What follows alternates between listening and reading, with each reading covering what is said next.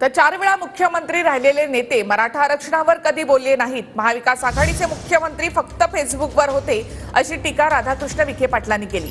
तर आरक्षण देणं जमत नसेल तर राजीनामा देऊन बाहेर पडावं। विरोधी पक्षनेते विजय वडेट्टीवार यांनी सत्ताधाऱ्यांना आव्हान दिले। सत्ता असूनही आरक्षण देण्याची धमक नाही अशी टीका विजय वडेट्टीवार यांनी केली आहे।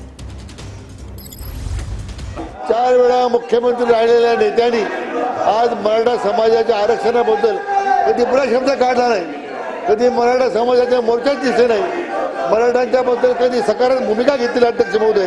आणि म्हणून केवळ अध्यक्ष महोदय खरं म्हणजे यापूर्वी मागच्या सरकारने दिलेलं आरक्षण केव्हा तरी ते टिकलं नाही। माननीय देवेंद्र फडणवीस साहेब मुख्यमंत्री झाल्यानंतर त्याला कायद्यात रूपांतर केलं, सर्वोच्च न्यायालयापर्यंत अध्यक्ष महोदय आरक्षण टिकलं।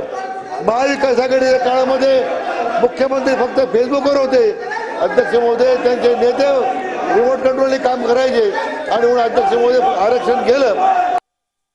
206 सदस्यांचं बहुमत आहे। तुम्हाला जर हे प्रश्न मार्गी लावता येत नसेल, हा आरक्षणाचा दोन्ही समाजाला समाधान होईल असा निर्णय घेता येत नसेल तर या सरकारने सत्तेतून बाहेर पडावं, सत्ता राजीनामा द्यावा। तो विषय कसा सोडवायचा ते आम्ही ठरवू, आम्ही नक्की त्या विषयावर मार्ग काढू। पण यांच्यामध्ये जर ती धमक नसेल तर सत्तेतून बाहेर पडायची धमक दाखवावी आणि आम्ही हे सोडवू शकत नाही हे सांगावं। परंतु आमच्याकडे बोट दाखवून स्वतःचं जे काही अपयश आहे ते अपयश लपवण्याचा केविलवाणा प्रयत्न यांनी करू नये